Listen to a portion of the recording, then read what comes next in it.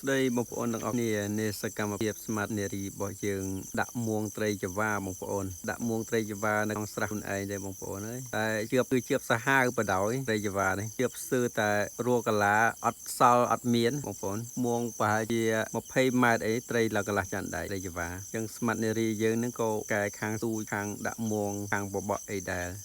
មិនចាញ់បរោះប្រហែលទេស្មាតនារីយើងនឹងពេលឃើញត្រីចង្វាអញ្ចឹងនឹកដល់មុខម្ហូបសំអូសត្រីចង្វាហ្នឹងគឺ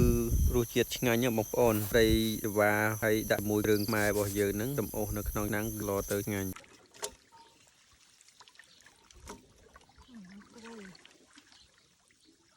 អត់ចិត្ត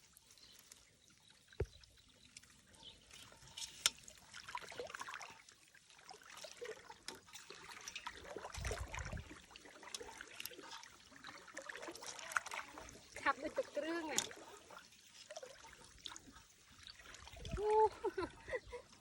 ត្រីចង្វានេះមើលដល់កឯងឥឡូវស្មាត់នារីយើងកំពុងតែសាវាបដាឲ្យបងប្អូនសាវាយកទៅដោះហើយរៀបចំនឹងសំអូសតែប្រហែលជាសំអូសថ្ងៃនឹងអត់ទាន់ទេយើងសាពេលល្ងាចហើយណាមួយយើងមានម្ហូប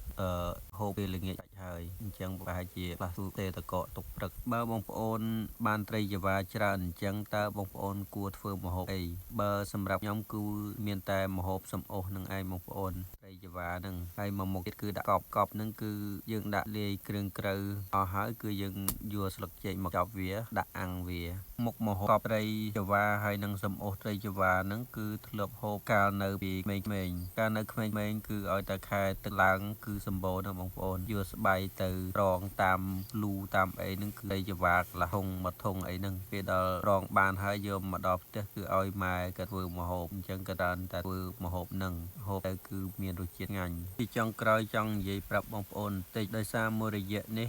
Facebook គេដាក់លក្ខខណ្ឌឲ្យយើងរក view ឲ្យបាន 300k អញ្ចឹងមួយរយៈនេះខ្ញុំប៉ុស្តិ៍វីដេអូរៀងកណិតកណាត់បន្តិចដោយសារយើងចង់បាន view ពីឲ្យគ្រប់ទៅតាមគោលការណ៍ Facebook បងប្អូនអញ្ចឹងពេលខ្ញុំផុសកណិតកណាត់អញ្ចឹងទៅបងប្អូនខ្លះអាចនឹងធុញអ្នកខ្លះក៏អាចនឹងមើលមិនទាន់អញ្ចឹងបងប្អូនកុំទិនធុញអីឥឡូវខ្ញុំបាន 100k ហើយបងប្អូននៅសល់ 130k ទៀតអញ្ចឹងពឹងឲ្យបងប្អូនជួយ share ម្នាក់មួយឲ្យឆាប់គ្រប់គោលការណ៍របស់ក្រុមហ៊ុន Facebook បងប្អូន